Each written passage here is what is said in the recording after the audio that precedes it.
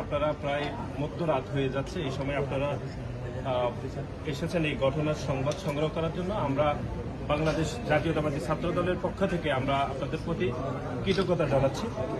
এটি খুবই অনাকাঙ্ক্ষিত এবং খুবই দুঃখজনক একটি ঘটনা ঘটেছে।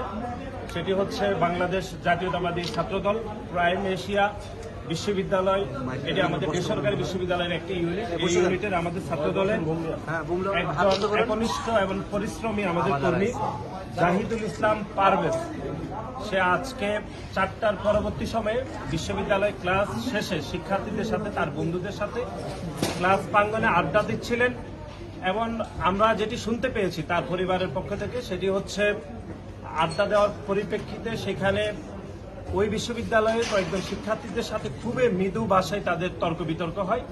সেখান থেকে হাতাহাতির ঘটনা ঘটেছে বলে আমরা সিসিটিভিতে দেখেছি এবং তার পরিবারের পক্ষ থেকে আমরা এটি জানতে পেরেছি।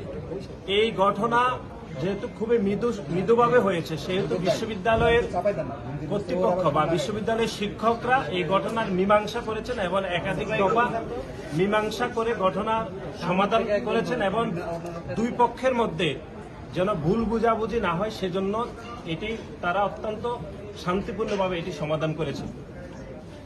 অর্থাৎ 4টা থেকে 5টা পর্যন্ত এই ঘটনা ঘটেছে। এই ঘটনার প্রাথমিকভাবে এটি কিন্তু সমাধান হয়েছে, কিন্তু বাংলাদেশ জাতীয়তাবাদী ছাত্রদল প্রাইম এশিয়া বিশ্ববিদ্যালয়ের কর্মী জাহিদুল ইসলাম পারভেজ যখন বিশ্ববিদ্যালয় থেকে এটি সমাধান করে বিশ্ববিদ্যালয় প্রাঙ্গণ দিয়ে যাচ্ছিলেন, তখন হঠাৎ করে আমাদের পারভেজের উপর অতর্কিত হামলা করা হয় এবং উপযুক্ত করে ছুরিকাঘাত করা হয় এবং ছুরিকাঘাত যারা করেছেন অত্যন্ত দুঃখজনকভাবে সেটি বিশ্ববিদ্যালয়ের শিক্ষার্থী যেরকম ছিলেন, একটি নতুন রাজনৈতিক যে সংগঠন গঠিত হয়েছে, যেটি জুলাই এবং আগস্টে গণ-অভ্যুত্থানে আমরা যে সংগঠনের নেতৃত্বে গণ-অভ্যুত্থানে অংশগ্রহণ করেছি, বৈষম্য বিরোধী ছাত্র আন্দোলন, পরবর্তী সময়ে আপনারা দেখেছেন গণ-অভ্যুত্থান পরবর্তী সময়ে সেই সংগঠন একটি রাজনৈতিক প্ল্যাটফর্মে রূপ লাভ করেছে।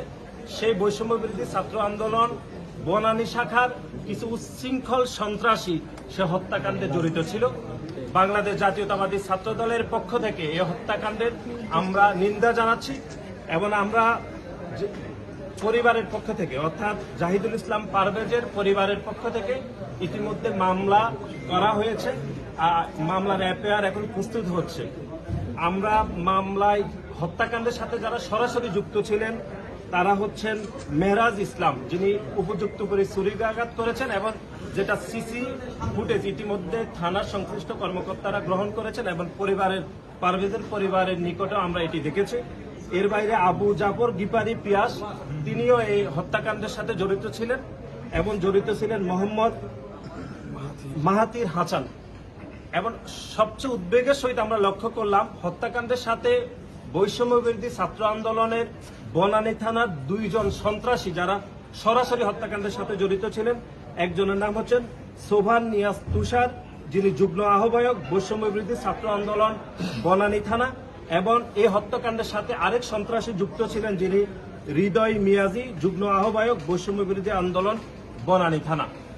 আমরা জুলাই এবং আগস্টে এই পেশিবাদ বিলুপ্তের আন্দোলনে যে প্ল্যাটফর্মকে ধারণ করে আমরা আন্দোলন করেছিলাম, কিন্তু জুলাই এবং আগস্টের সেই প্ল্যাটফর্মটি আপনারা জানেন যে গণ-অভ্যুত্থান পরবর্তী সময়ে তারা রাজনৈতিক আকাঙ্ক্ষা বাস্তবায়ন করার জন্য এই প্ল্যাটফর্মটি রাজনৈতিক রূপ দান করেছে এবং সেই প্ল্যাটফর্মের বনানী থানার 2 জন নেতৃবৃন্দ এই হত্যাকাণ্ডের সাথে জড়িত ছিল এবং বাংলাদেশ জাতীয়তাবাদী ছাত্র দল প্রাইম এশিয়া বিশ্ববিদ্যালয়ের আমাদের অত্যন্ত পরিশ্রমী কর্মী জাহিদুল ইসলাম পারভেজ হত্যাকাণ্ডের সাথে সরাসরি তারা যুক্ত ছিল।